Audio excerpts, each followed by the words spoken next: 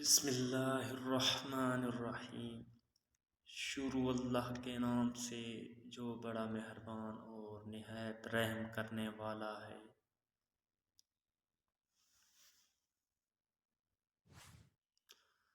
دل میں اللہ کا احساس زندہ ہو تو کندھوں پر رکھے غم کے پہاڑ بھی ہلکے ہو جاتے ہیں، اور اللہ کا احساس ہر بوجھ پر حاوی ہے، اور بے شک اللہ ہر بوجھ کو ہلکا کرنے کے لیے کافی ہے۔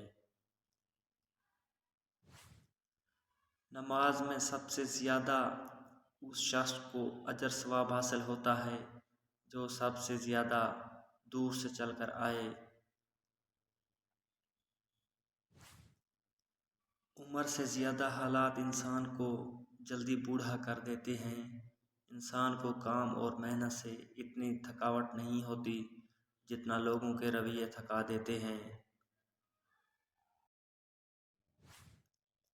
کامیابی حوصلوں سے ملتی ہے، حوصلے دوستوں سے ملتے ہیں، دوست مقدروں سے ملتے ہیں، اور مقدر انسان خود بناتا ہے۔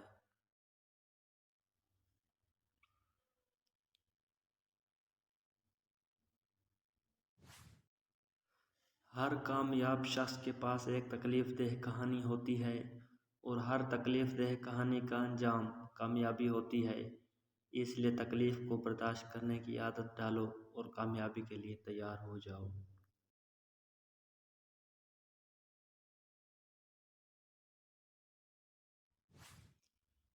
حضرت امام حسین رضی اللہ تعالیٰ عنہ نے فرمایا، جب تمہاری زندگی میں دو ایسے راستے آ جائیں کہ ظالم تمہیں گردن اٹھانے نہ دے اور دین تمہیں گردن جھکانے نہ دے، تو تیسرا راستہ گردن کٹانے کا راستہ ہے۔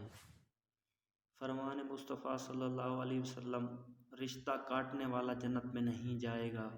رشتہ داروں کے ساتھ اچھا سلوک کرنا دنیا و آخرت کے لیے فائدہ مند ہے۔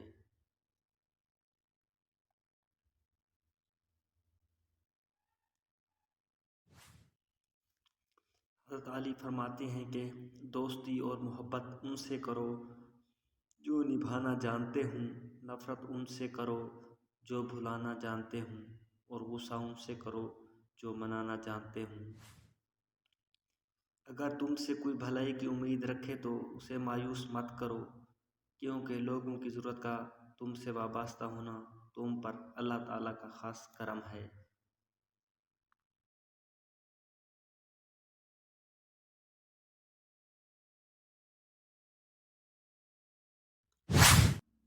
وہ جگہ چھوڑ دو جہاں تمہارے احساس اور تمہارے الفاظ کی قدر نہ کی جائے، پھر چاہے وہ کسی کا گھر ہو یا کسی کا دل۔